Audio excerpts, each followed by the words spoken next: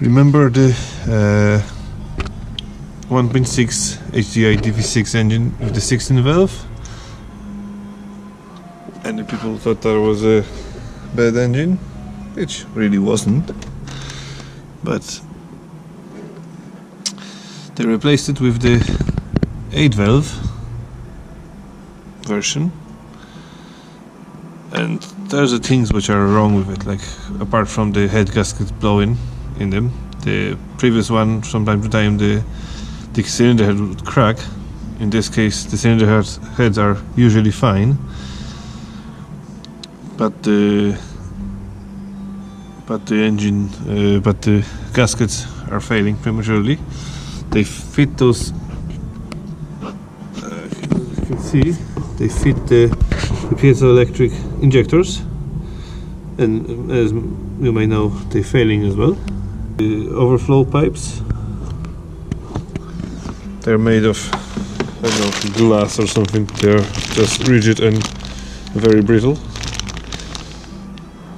The Ford would charge you about 150 quid for them, while the Citroën and Peugeot would charge you about 30 quid for them.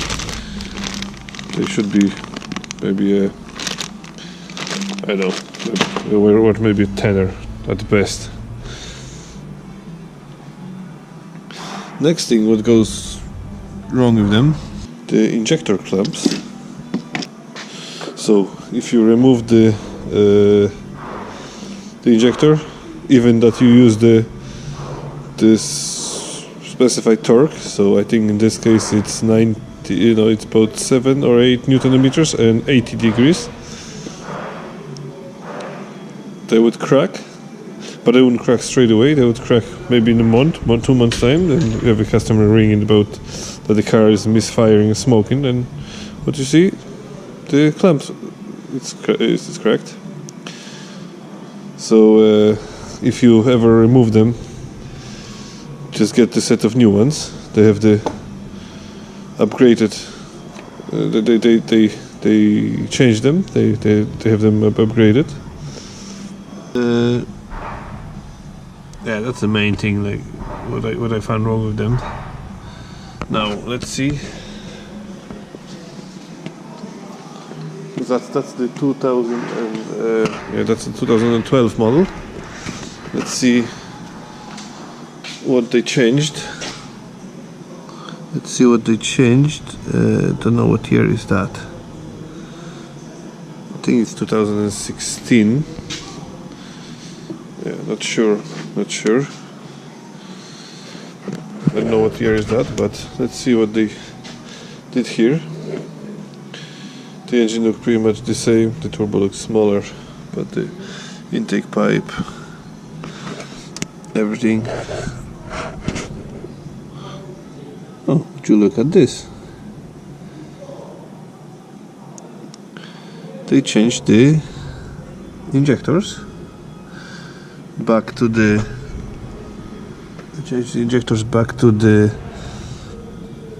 normal ones, the coil actuated ones, which I'd say it's a good move. I don't know if you can see from here, but they have already upgraded clamps as well. So I'll show you later, because I ordered new clamps for the 2012 one. So I'll show you what is the difference between them. You can see there's plenty of oil there. Where's that coming from?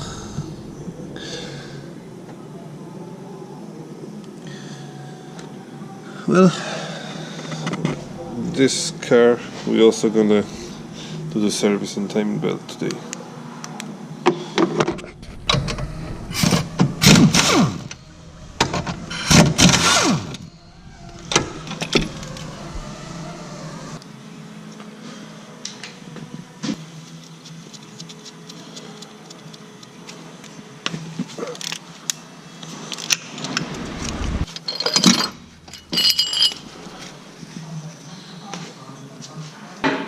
Now I'll remove the belt, the pulley and the cover.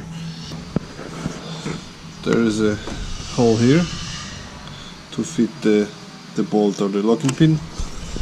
Also the high pressure pump, the common pump, has a kind of fork here, and in between that you can fit the drill bit, and underneath the bottom part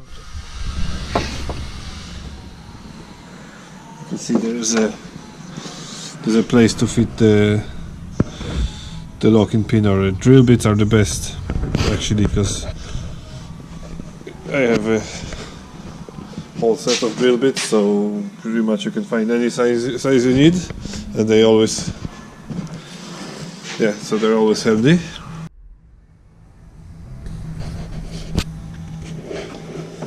So I was talking to the customer, and he wanted to address the oil leak. As you can see,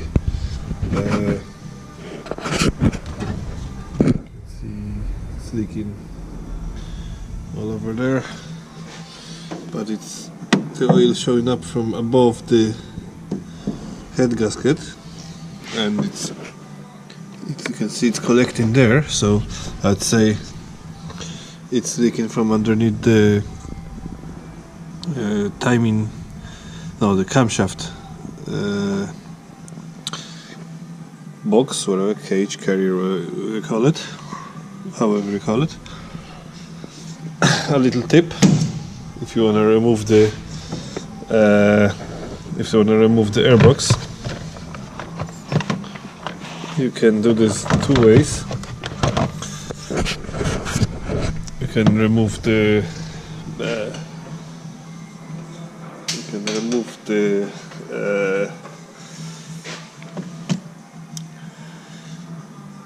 this part, or when you have your engine mounting already removed, just lower it, and that's how it comes off.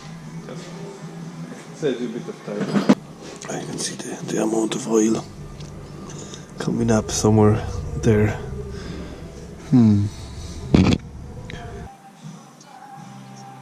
So my favorite bit of this car is this bit.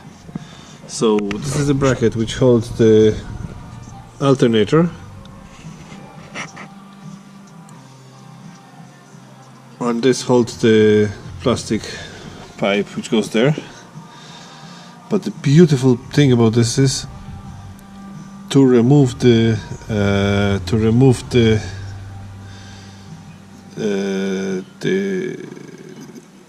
this part. What you have to do,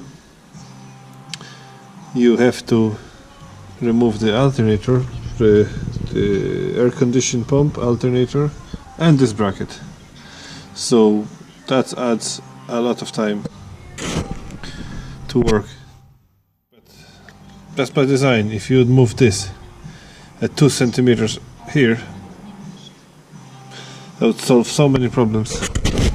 I guess the people who design it, they're not people who fix it. Yeah, so this is upgraded injector clamp in comparison to the old one. The first thing you'll see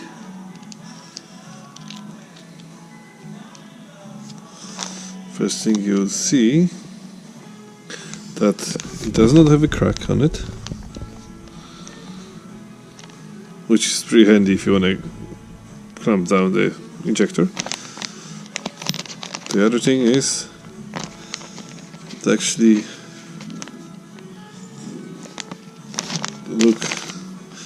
looks much lighter. It's actually maybe the same weight actually, but it has less material. So my assumption is they just made it from the metal, not dried out earwax.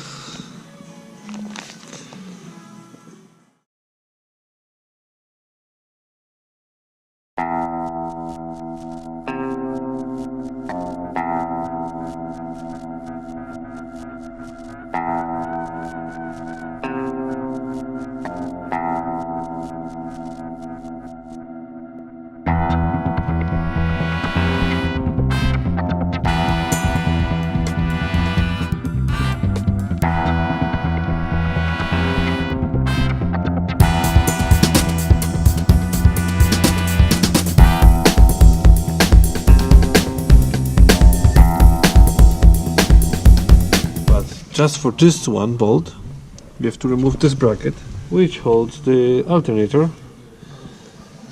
So we have to remove the alternator, and to remove the alternator we have to remove air conditioning compressor. And to remove this bracket, to get to the bolts, we have to remove this beautiful metal bracket which holds the wires and cables, so we have to disconnect everything.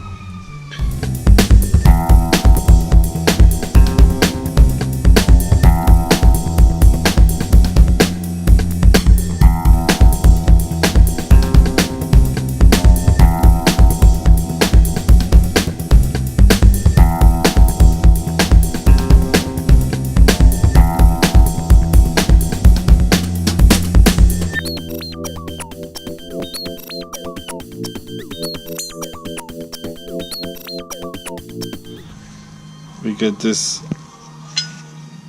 bracket out.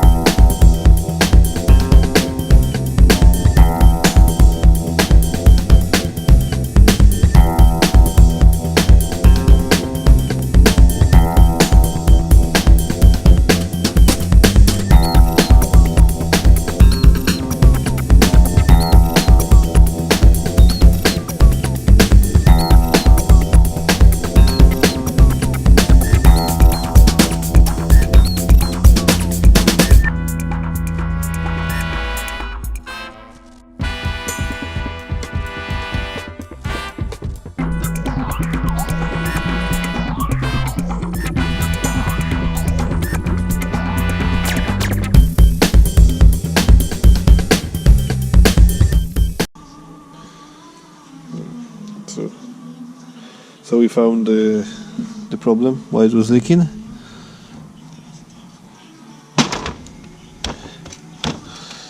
You can see there was practically no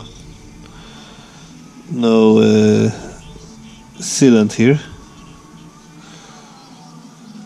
See here where it was completely dry, you can see the sealant a little bit, but here, see here just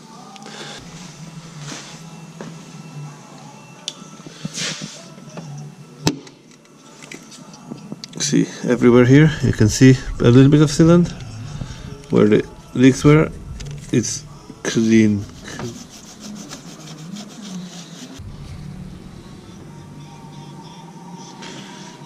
Nice and clean. The very important thing is to have those little rubbers in. So here you have those little small O-rings. Just make sure they're in place before you put the cover on. Now I'm gonna apply a thin layer of the sealant on the cover, on the surface, and let it dry for maybe 15 minutes. Then put it on, finger tight all the bolts, give it maybe a couple of minutes more, and then squeeze it, so you make sure that the sealant is gonna stay where it should stay.